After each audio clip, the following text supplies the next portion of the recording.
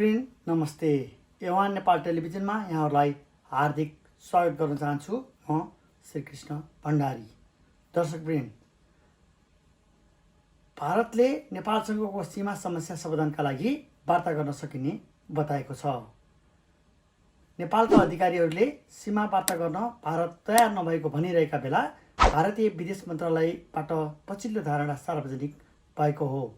तर वार्ताका लागि भरोसापूर्ण वातावरण हुनुपर्ने भारतको शर्त रहेको छ। बिहिबार आयोजित पत्रकार सम्मेलनमा भारतीय विदेश मन्त्रालयका प्रवक्ता अनुराग श्रीवास्तवले भारत सबै छिमेकी राष्ट्रहरूसँग वार्ता गर्न तयार रहेको बताउँदै त्यसका लागि भरोसापूर्ण वातावरण चाहिने बताएका हुन्। पत्रकार सम्मेलनको क्रममा उनले भने, वार्ताका लागि संवेदनशीलता, सम्मान, विश्वास र भरोसापूर्ण वातावरण चाहिन्छ। भारतले गत वैशाख अन्तिम साता नेपाली भूमि लिपुलेक हुँदै तिब्बतको मानसरोवरसम्म जोड्ने बाटो निर्माण गरेपछि नेपाल भारत सीमा विवाद उत्कर्षमा पुगेको छ। नेपाली भूमि मिचेर सडक बनाइएपछि नेपालमा सरकार र जनस्तरमा भारतको चर्को विरोध हुँदै आइरहेको छ। नेपालका पछिल्ला घटनाक्रमलाई आफूहरूले नजिकबाट निहालिरहेको भारतीय विदेश मन्त्रालयका प्रवक्ता श्रीवास्तवले बताएका छन्। यहीबीच वर्षौँदेखि भारतको अतिक्रमणमा परेको र नेपालको नक्सामा छुटेका लिम्बुयादुरा, कालापानी र लिपुलेकलाई समेटेर नेपालले नयाँ नक्सा जारी गरेको छ। सन् 1816 को सुगोली सन्धिको आधारमा नेपालको भूभाग महाकाली नदीको मुहान लिम्पियादुरासम्म रहेको भन्दै नेपालले नयाँ नक्सा जारी गरेको हो। सो नयाँ नक्सा नेपालको निशान छापमा अद्यावधिक गर्न संविधान संशोधनको प्रक्रिया समेत अघि बढाइएको छ। नेपाल भारत बीच सदैव पुरानो ऐतिहासिक सम्बन्ध र साझेदारीको चर्चा गर्दै उनले पत्रकार सम्मेलनको क्रममा भने, वार्ताका लागि रचनात्मक र सकारात्मक प्रयास हुनुपर्छ। यो कुरालाई नेपालले विशेष सावधानीपूर्वक हेर्छ भन्ने हामीहरूलाई विश्वास छ। नेपालसँगको ऐतिहासिक र सांस्कृतिक रूपमा घनिष्ठ सम्बन्धलाई भारत सरकारले सधैँ महत्त्व दिँदै आएको बताउँदै उनले भने, भारतको सहयोगमा सुरु गरिएका विकास योजनाले पनि त्यसलाई पुष्टि गर्दछ। कोरोना भाइरस सङ्क्रमणको समयमा पनि अत्यावश्यक वस्तुको आपूर्ति गरेर भारतले नेपाललाई सहयोग गरिरहेको पनि उनले पत्रकार सम्मेलनको क्रममा बताएका छन्। नेपाल भारतबीच जारी तनावको बेला भारतीय विदेश मन्त्रालयबाट आएको यो अभिव्यक्तिलाई अर्थपूर्ण मानिएको छ। त्यस्तै प्रमुख विपक्षी दल नेपाली काङ्ग्रेसले सङ्घीय संसदमा दर्ता भएको संविधान संशोधन प्रस्तावको पक्षमा मतदान गर्ने भएको छ। बिहिबार राजधानीमा पत्रकार सम्मेलन गरेर पार्टीले कालापानी, लिम्बुयादुरा, लिपुलेक समेटिएको नेपालको नक्सा निशान छापमा अद्यावधिक गर्न हुन लागेको संशोधनको पक्षमा मतदान गर्ने स्पष्ट पारेको हो। पार्टी कार्यालयमा भएको पत्रकार सम्मेलनमा पार्टीका प्रवक्ता विश्वप्रकाश शर्माले भने, नक्साको सन्दर्भमा कोही दुविधा नभए हुन्छ। कालापानी, लिपुलेक, लिम्बुयादुरा नेपालको हो, नेपालको अधिकार स्थापित हुनुपर्छ भन्ने जुन राजनीतिक दल काङ्ग्रेसले भन्दै आएको छ, त्यो दल नक्साको सन्दर्भमा स्पष्ट रूपमा संसदमा उभिन्छ। संस्थागत निर्णय गर्ने काङ्ग्रेसको अधिकारको विषयलाई सुरक्षित रहन दिनुहोस्।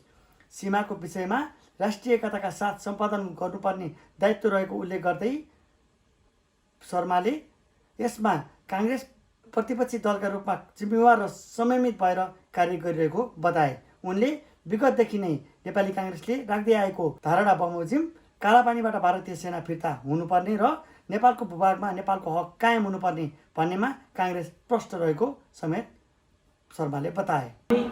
लिपुलेक, लिम्पियादुरा र कालापानीलाई नेपालको आफ्नो भूमिमा आफ्नो अधिकार स्थापित गर्ने सन्दर्भमा सरकारले जारी गरेको नक्सालाई सबैको स्वामित्वबोध गाँच्दै यसलाई संसदबाट पारित गर्दै गर्दाखेरि साझा सहमति वातावरण निर्माण गर्न सक्ने गरी कोही नेपाली पनि, कुनै दल पनि राष्ट्रिय मुद्दामा एक ठाउँमा उभिने भन्दा फरक खालको अवस्था बन्न दिन सरकार गम्भीर बनोस्, हामीले अपिल र आग्रह गरेका छौँ।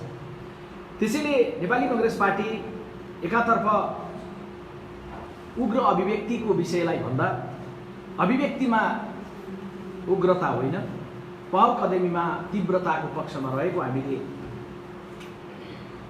हाम्रो राय धारणालाई सार्वजनिक गरिसकेकै छौँ।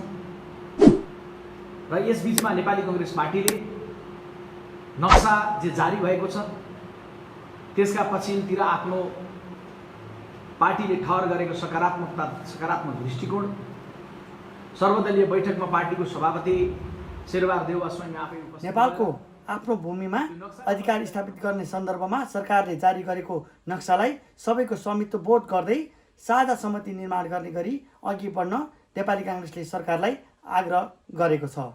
नेपाली काङ्ग्रेस उग्र अभिव्यक्तिभन्दा पहलको दिनमा तीव्रता गर्ने पार्टी हो भन्दै उनले नक्सा जारी भएकामा पार्टीले सकारात्मक दृष्टिकोण यसअघि नै सार्वजनिक गरिसकेको र यही 17 गते बस्ने केन्द्रीय कार्य समितिले संस्थागत निर्णय गर्ने सम्म उनले जानकारी दिए।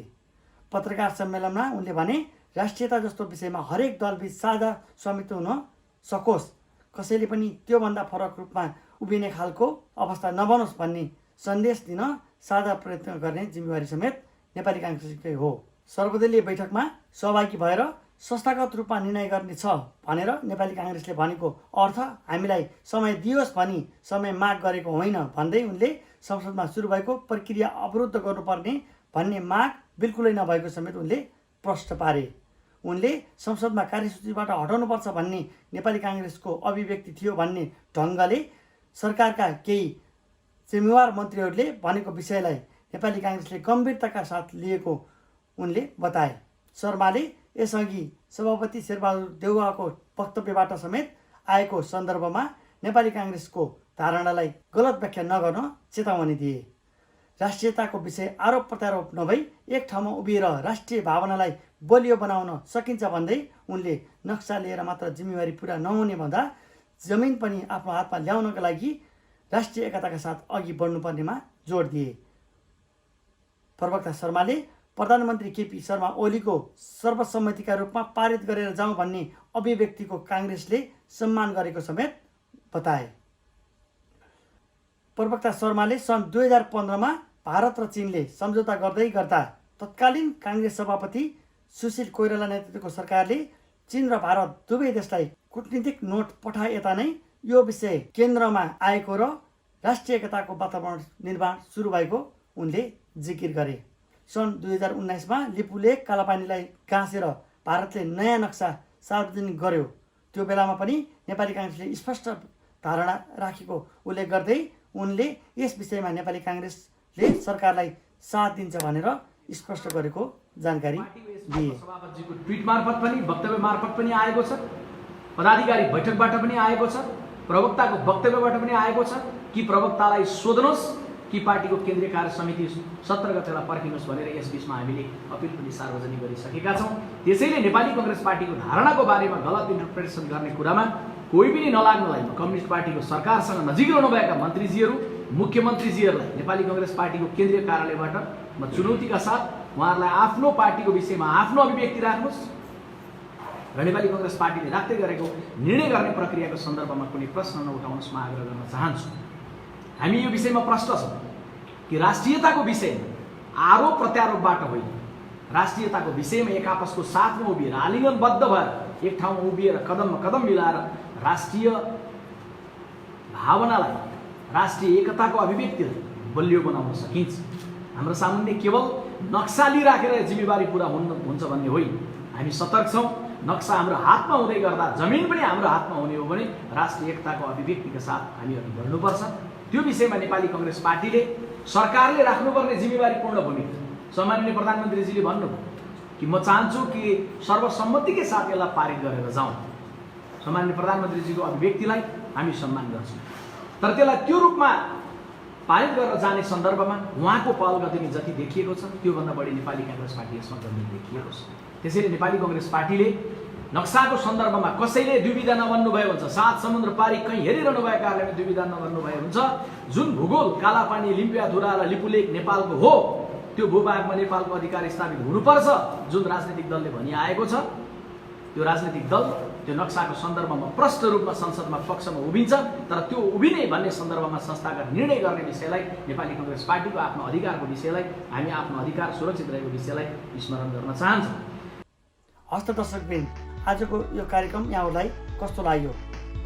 युवा नेपाल टेलिभिजन HD का कार्यक्रमहरू निरन्तर हेर्नको लागि यहाँले हाम्रो युट्युब च्यानललाई सब्सक्राइब गर्न नबिर्सिनुहोला। यति भन्दै आजको यस कार्यक्रमबाट म श्रीकृष्ण भण्डारी बिदा चाहन्छु। हस्त धन्यवाद।